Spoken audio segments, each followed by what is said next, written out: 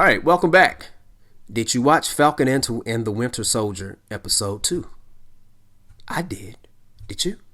All right, let's talk about it. All right. Man, hey, I liked it. I liked it a lot. I gave episode 1 a 9, and I gave episode 2, I got to at least give it a 9 also. It was real good. Matter of fact, I give it a 9.5. It was a little bit better than the previous episode. Man, it picked off where the previous one left off. We see John Walker become Captain America. Now, as far as I know, he's not a super soldier, not to my knowledge, but he's a highly decorated war hero. Okay, dude got skills, man. Dude is no joke. He's the real deal. We had a cameo appearance from Sarah Hines from The View. At first, I'm like, is that Sarah Hines on The View? Okay, all right, interesting. Good Morning America. All right, makes sense, right? I love the interest though. I was jamming with the band. You know, they was playing, reminding me of the Ocean of Soul, Texas Southern, TSU representing. That's what it reminded me of and stuff. And they had the band playing, and then Captain John Walker's version of Captain America came out there, dressed up in the suit, got the shield and everything, and they show little clips of him practicing with the shield. He looks like he knows what to do with it. But here's the thing: you can put the shield, you can walk around with the shield and the suit, but guess what? Hey man, there's only one Captain America, only one Steve Rogers. Okay, and you see Sam is like having that buyer's remorse, that seller's remorse look. Like, dang man. And then that's what got Bucky. But the good thing about Sam turning over that Captain America shield and John Walker taking over is the fact that it got Bucky out of his element. Bucky finally said, you know what? I need to go holler at Sam. And he was like, hey man, why did you give that away? He said, man, Steve believed in you. He believed in you. And then, like I say, I respect what Bucky is saying on that, because nobody knew Steve better than Bucky. They were tight, ace boom coons, yo. And I understand Sam's response. Once again, like I said in the previous episode, you know, and he pretty much confirmed that. He was saying, listen, man, you can't tell me. Don't judge me on my reasons. I have reasons, okay? And I respect that. You know. But, you know, back to John Walker's interview with Sarah Haynes. And, you know, it's one of those things. It's like, I want to like the guy, but I don't like him. His character. Okay, he's played by Wyatt Russell. That's Kurt Russell's son. All right, he's a good actor. I like him as an actor. But John Walker, I do not like him, because I don't think he should have took on that mantle. You can still help your country, and you can still fight crime and fight the evils that be, but you didn't have to take on that mantle. No. You are not Captain America.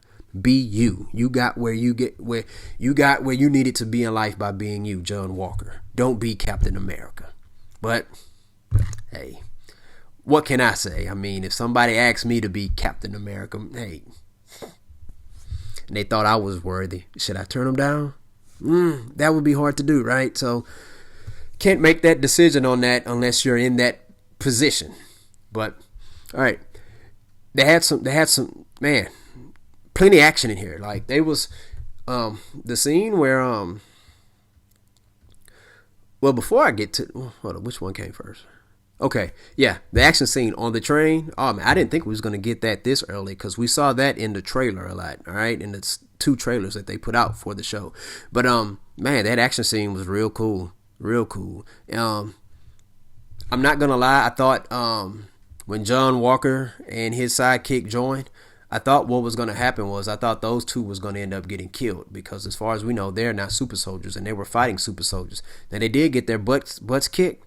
I mean, they stood up for themselves pretty good, but they did get their butts mollywopped. And so did Sam and Bucky. I mean, like, you know, I'm waiting on Bucky to do his thing. It seems like, okay, now when Bucky was in Winter Soldier, man, he was beasting, man. You know, and in Civil War, he was beasting. I'm like, come on. But he wasn't really, I don't know, maybe it's the therapy or something. I don't know. But or maybe those super soldiers that they was fighting were a lot powerful. Okay. But I guess when you look at it, if it's 3 or 4 super soldiers, that's almost like fighting like 2 or 3 Captain Americas. So it's different than fighting one-on-one. So I understand that. But Yeah, it was a good fight scene. The little girl, oh my goodness, yeah, she was. It was the scene where Falcon shot out like one of his little blades or something at her. She caught it mid-air and just smashed it. I was like, whoo. And then Bucky on the side, he said, I always wanted to do that. So, they have a real good chemistry. Bucky and Sam, man. Like I say, it reminds me of the chemistry that you got on Lethal Weapon, Danny Glover and Mel Gibson, Murtaugh and Riggs, and it also reminds me of more of Woody Harrelson and Wesley Snipes. They played in 3 movies together. Wildcats with Goldie Hawn. What else? White Man Can't Jump. All right, with Rosie Perez in there, and Money Train with Jennifer Lopez. Okay, man, their chemistry is just so dynamic. So I don't know what's in store for Sam and Bucky after the 6 episode season is over. But I hope we continue to see more of them further down the road. Okay, because I enjoy watching those two. There was a scene where they went to go visit someone that Bucky knew in his past that he had a battle with. His name is Isaiah. He's an older gentleman, but we come to find out that he was part of the Super Soldier program. Okay, and Sam was like, "Why you didn't tell me that there was a brother that was part of the Super Soldier program?" And Bucky explained to him that Isaiah didn't want a lot of people to know about him and stuff because of all the trouble he had to go through and stuff, and that man, that was heartbreaking. That was heartbreaking. I mean, watching Isaiah talk about what he had to go through, that was pretty disappointing. I don't remember the actor's name who plays him, but I remember back in the day he played in a show called The Mantis. It used to come on Fox. And it was a pretty good show. It had like 2 seasons, I think. He was a superhero on there. But he's a real good actor, man. Real good actor. But that was upsetting. And then the whole scene where Bucky and Sam, they're arguing in the street, having a disagreement, arguing, okay? Then the cops come and it was the racial profiling, okay? They see Sam fussing at him and Bucky, and they're fixated on Sam. And then they didn't stop and realize what they was doing was wrong until Bucky said, "Hey, do you know who this is?" And see, it shouldn't have to be that way. He should not have to say, "Do you know who this is?" Okay? Both parties, they're just arguing. Grown men arguing. Nothing wrong with that. Grown men argue on TV every day. You ever watch SportsCenter? Fox Sports News, CNN, Fox, whatever. Okay, argue all the time. That doesn't mean they're about to commit a crime against each other. And then you had 2 other cop cars coming, and I'm like, what in the world? And then come to find out, okay, they finally recognize who he is, and they're telling other officers, okay, he's an Avenger, it's okay. But it shouldn't be that way. And then they end up arresting Bucky. Why? Because he missed the therapy session. That's what I'm like, oh my goodness, man. And then Bucky and Sam end up having to go through a therapy session, which that was a pretty unique scene. That was entertaining, where they was playing the who can blink first game and stuff, the staring contest. All right. But the episode ends on a semi cliffhanger. They tell you that they about to go visit Zemo. But before they went to go visit Zemo, they had a talk with John Walker and his buddy. And pretty much John Walker was trying to extend the olive branch and say, hey, man, we need to work together. And Bucky and Sam was pretty reluctant. But they explained to them, they say, hey, man, listen, we can go work independently. Y'all have to answer to people. So we can get more done than y'all can. And then John Walker was like, well, listen, whatever you do, if you're not on our side, just stay out of my way. And see, it's like, you know what, dude, you represent Captain America poorly. I tried to give you a little bit of chance to be Captain America and not like you, but I just don't like you, John Walker. I don't like you. I like the actor. Okay. That means Wyatt Russell is doing his job because I do not like him.